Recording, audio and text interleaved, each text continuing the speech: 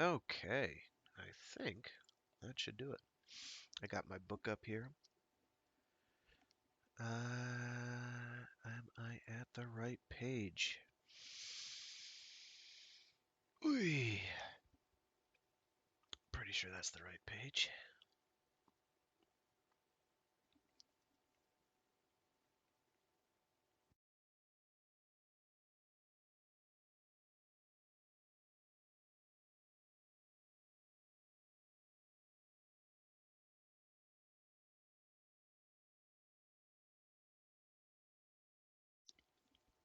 Just fueling myself up with water.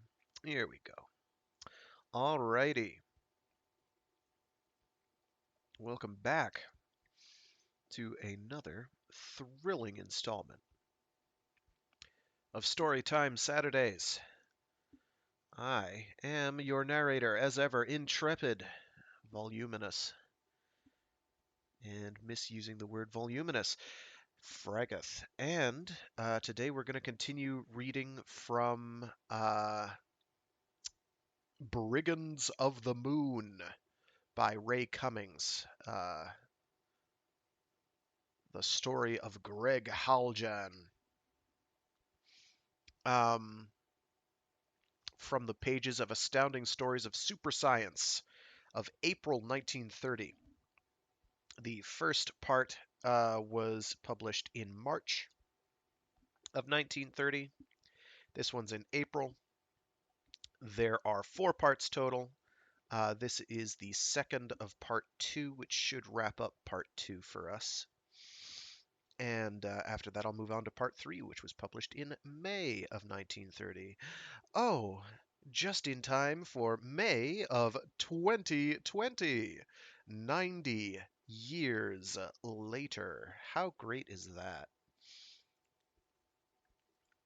The answer, of course, is pretty great. Now, this is not very Jules Verne. I don't know how much Jules Verne people here have read. This is a bit more accessible. It is no Mary Shelley. It is no Bram Stoker. This is pulp. This is pulp, ladies and gents. And in pulp, we can find some very entertaining stuff indeed. A bit corny, sure, but it's there. All right. So previously on Brigands of the Moon, we had what happened last? Ah, right. I'm having to recatch up. So all the not crew members but passengers, the passengers who were prisoners of the brigands on the ship Planetara got dropped off on a asteroid that happened to have atmosphere and jungles and all that, which is good because otherwise they die, and that would be not cool. Though people have already died in here in ways that were not cool. Uh, ray guns and the like. They're nasty. They're nasty stuff. What's the last line here? Da, da, da, da, da.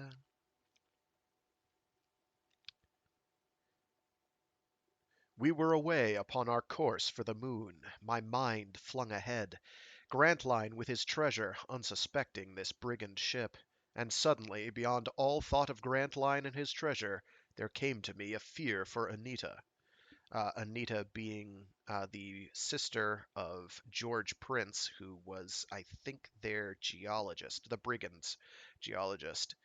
Um, and there's a complicated reason why she is disguised as her brother, mostly involving her brother getting shot and trying to hide it from trying to hide the fact that the brother was shot from the Martian leader of this band of bandits, space banditry.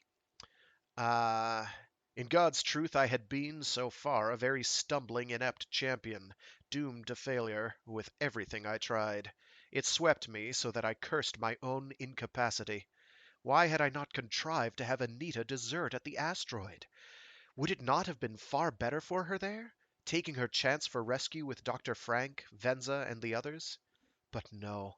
I had, like an inept fool, never thought of that. Had left her here on board at the mercy of these outlaws. And I swore now that, beyond everything, I would protect her. Futile oath.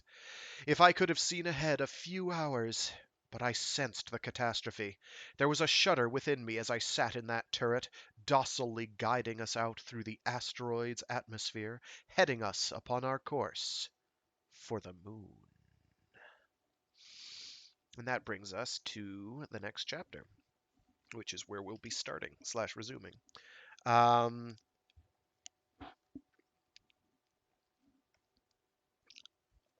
I just realized that in my stream description, I did not post the location of my YouTube channel, which has all the previous installments. Oh joy. Whoops. I should probably add that just to my stream channel in general and, have that there. But, whew. I've only been doing this for a year, and no, I don't think of these problems until they're well past being irrelevant. This is why I have no viewer base. So let's get right to it.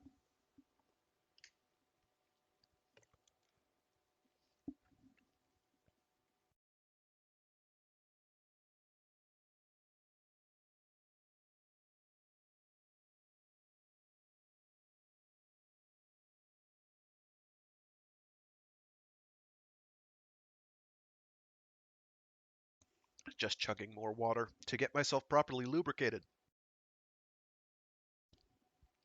All right.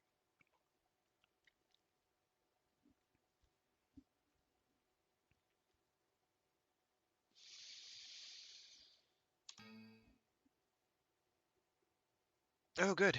So I'm trying to record, and it is saying that I can't record to the hard drive attached to my computer that I have it attached to. Oh, because the drive has literally vanished for no reason. Oh, that's just great. Okay, well, we'll deal with that later. If it ain't one thing, it's another. Chapter 19, In the Z-Light Glow. Try again, by the infernal Snapdean, if you do anything to balk us.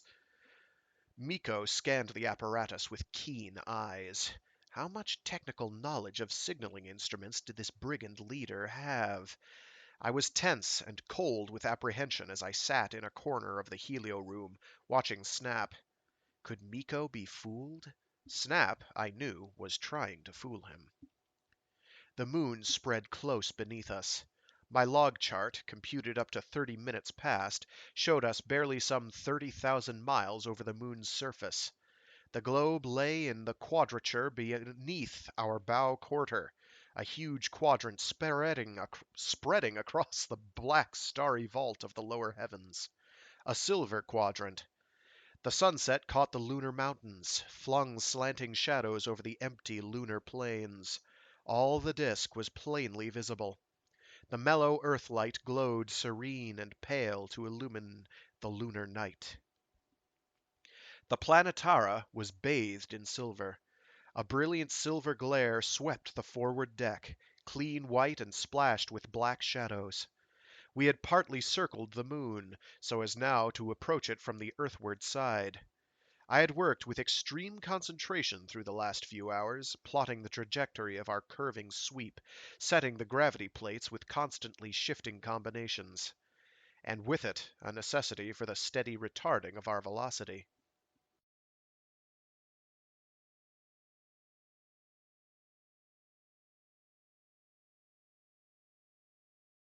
Nico, for a time, was at my elbow in the turret. I had not seen Coniston and Hahn of recent hours.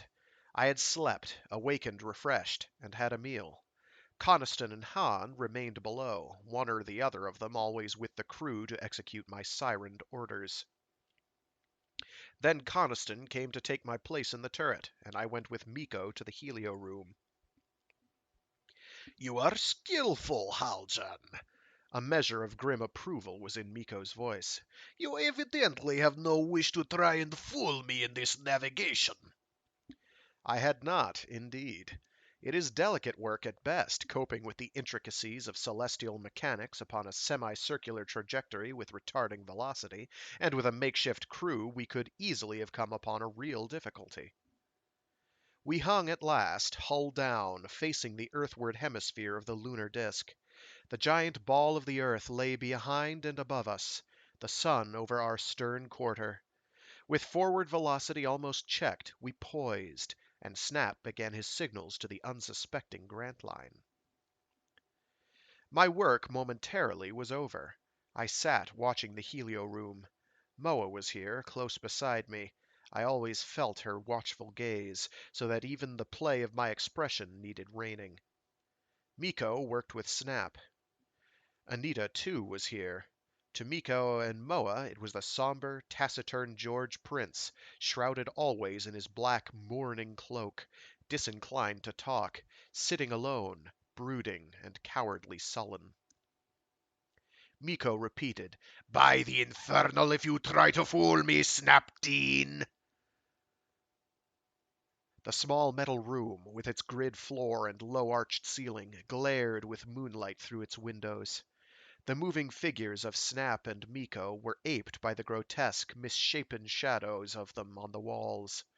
Miko gigantic, a great menacing ogre. Snap small and alert, a trim, pale figure in his tight-fitting white trousers, broad flowing belt, and white shirt open at the throat. His face was pale and drawn from lack of sleep and the torture to which Miko had subjected him. But he grinned at the brigand's words, and pushed his straggling hair closer under the red eyeshade. I'm doing my best, Miko. You can believe it.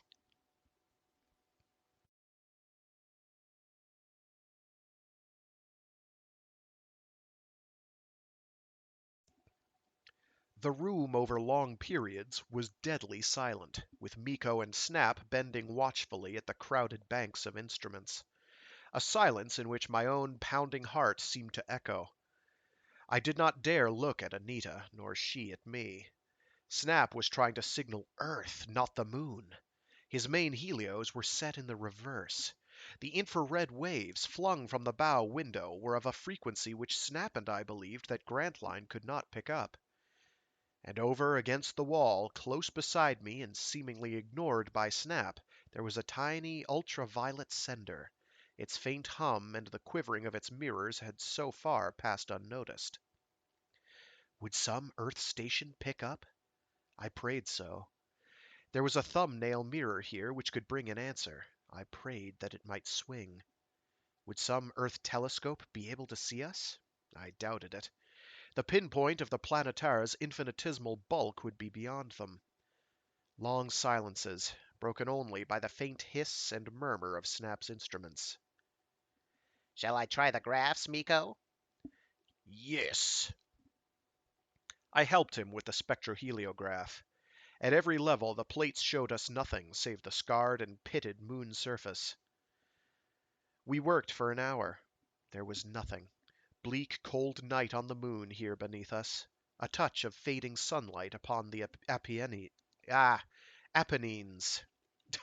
Up near the South Pole, Tycho, with its radiating open rills, stood like a grim, dark maw.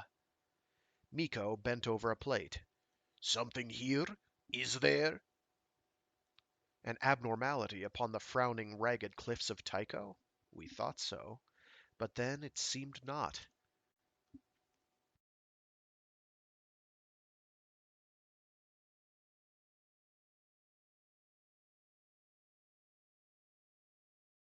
Another hour.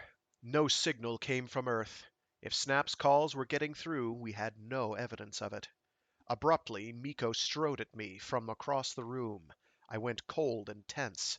Moa shifted, alert to my every movement. But Miko was not interested in me. A sweep of his clenched fist knocked the ultraviolet sender and its coils and mirrors in a tinkling crash to the grid at my feet. We don't need that, whatever it is. He rubbed his knuckles where the violet waves had tinged them, and turned grimly back to Snap. Where are your gamma ray mirrors? If the treasure is exposed. This Martian's knowledge was far greater than we believed. He grinned sardonically at Anita. If our treasure is on this hemisphere, Prince, we should pick up gamma rays. Don't you think so? Or is Grantline so cautious it will all be protected? Anita spoke in a careful, throaty drawl. The gamma rays came plain enough when we passed here on the way out. You should know, grinned Miko. An expert eavesdropper, Prince. I will say that for you.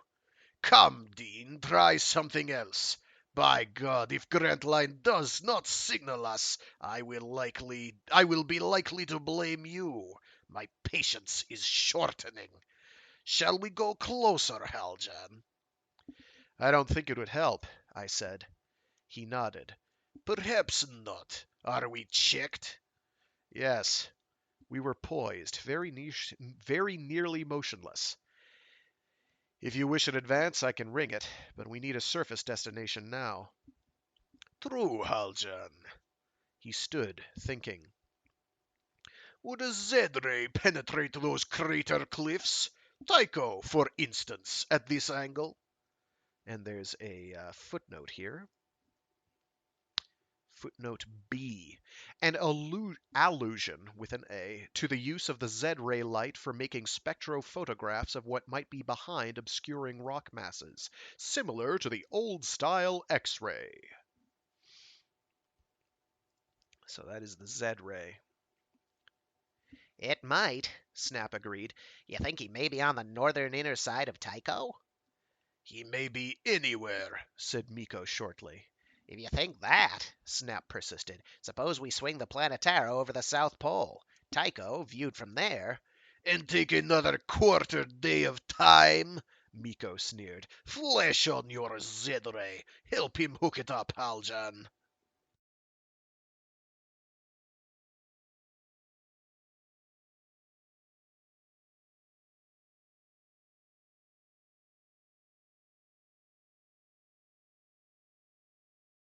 I moved to the lens box of the spectroheliograph.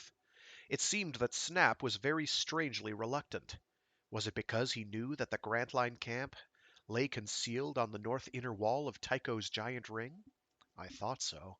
But Snap flashed a queer look at Anita. She did not see it, but I did, and I could not understand it. My accursed, witless incapacity! If only I had taken warning!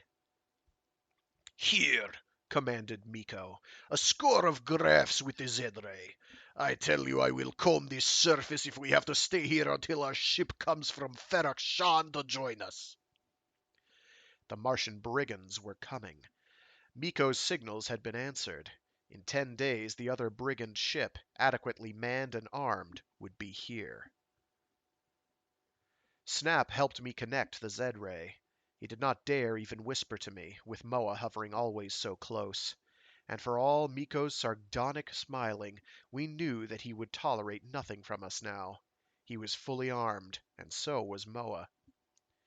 I recall that Snap several times tried to touch me significantly. Oh, if only I had taken warning! We finished our connecting. The dull gray point of Z-ray gleamed through the prisms, to mingle with the moonlight entering the main lens. I stood with the shutter trip. The same interval, Snap? Yes.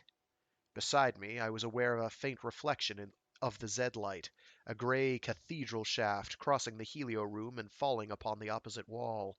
An unreality there, as the Z-light faintly strove to penetrate the metal room side. I said, "Shall I make the exposure?"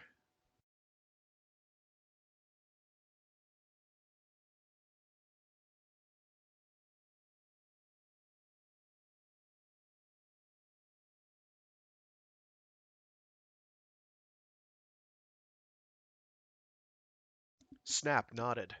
But that graph was never made. An exclamation from Moa made us all turn. The gamma mirrors were quivering. Grantline had picked our signals. With what undoubtedly was an intensified receiving equipment which Snap had not thought Grantline able to use, he had caught our faint Z-rays, which Snap was sending only to deceive Miko. And Grantline had recognized the Planetara, and had released his occulting screens surrounding the radium ore. The gamma rays were here, unmistakable. And upon their heels came Grantline's message. Not in the secret system he had arranged with Snap, but unsuspectingly in open code. I could read the swinging mirror, and so could Miko. And Miko decoded it, triumphantly, aloud. Surprised but pleased your return. Stop. Approach mid-northern hemisphere, region of Archimedes, 40,000 toises off nearest Apennine. Apennine. I cannot get that right. off nearest Apennine range. And there's a footnote here. I assume it's about toises. So it was 40,000 toises. Don't do this. And my ebook program crashed. And that program crashed. Don't do this. This is not an ideal time for this. Please don't.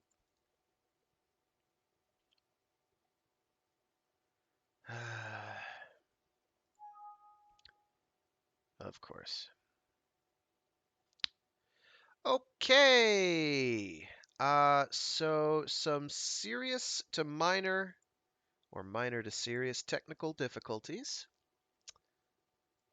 because those were apparently attached to the drive. That is vanished from my computer for no apparent reason. So I'm going to have to briefly put this on pause while I restart my computer. I don't know what the issue is lately, but there are issues. All right, I'll be back.